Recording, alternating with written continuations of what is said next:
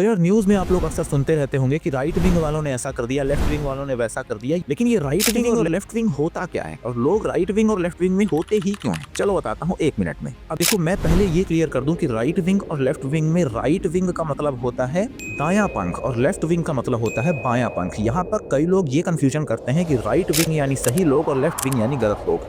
ऐसा बिल्कुल नहीं है। देखो, ये जो विंग टर्मिनोलॉजी है ये सबसे पहले फ्रेंच रिवॉल्यूशन के बाद इंट्रोड्यूस हुई, जब दुनिया ने नया नया डेमोक्रेसी को अडॉप्ट करना शुरू किया। देखो, किसी भी एक देश को चलाने के लिए कोई गवर्नमेंट किसी एक पर्टिकुलर थॉट प्रोसेस को ही फॉलो करे ये जरूरी नहीं है। हर गवर्नमेंट की अपनी अलग अलग आइडियोलॉजीज हो सकती। इन्हीं अलग अलग आइडियोलॉजीज को लेफ्ट विंग और राइट विंग बोला जाता है। अगर बात करें लेफ्ट विंग की, तो लेफ्ट विंग आइडियोलॉजी के लोग मानते हैं कि सोसाइटी नेचुरली अनइक्वल होती है और हमें यानी गवर्नमेंट को इंटरवीन करना चाहिए सोसाइटी को इक्वल बनाने में।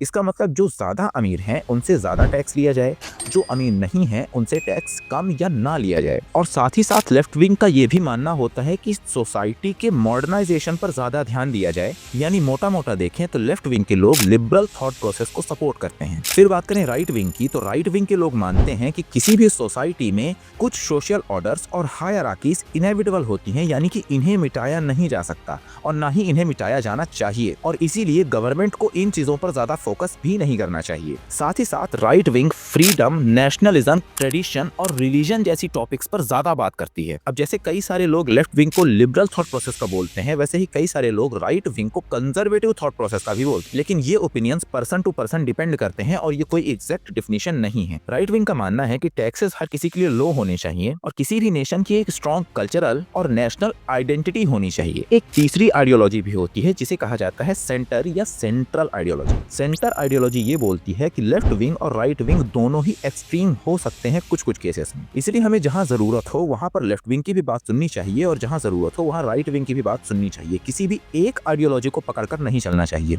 साथ ही साथ इंडिया की पॉलिटिक्स में लेफ्ट विंग और राइट विंग का मतलब दुनिया की पॉलिटिक्स से थोड़ा सा अलग है। यहाँ पर लेफ्ट विंग को डायरेक्टली वेलफेयर, सेक्युलरिज्म और सोशलिज्म से जोड़ करके देखा जाता है और राइट विंग को डायरेक्टली नेशनलिज्म, कल्चर और रिलीजन से जोड़ करके देखा जाता है। मैं अगेन ये क्लियर करना चाहूंगा कि ये opinions person to person depend करते हैं। डेमोक्रेसी में डिसएग्रीमेंट बहुत नॉर्मल बात और अलग अलग आइडियोलॉजीज का बने रहना ही एक देश को बैलेंस करके आगे ले जाने में मदद करता है।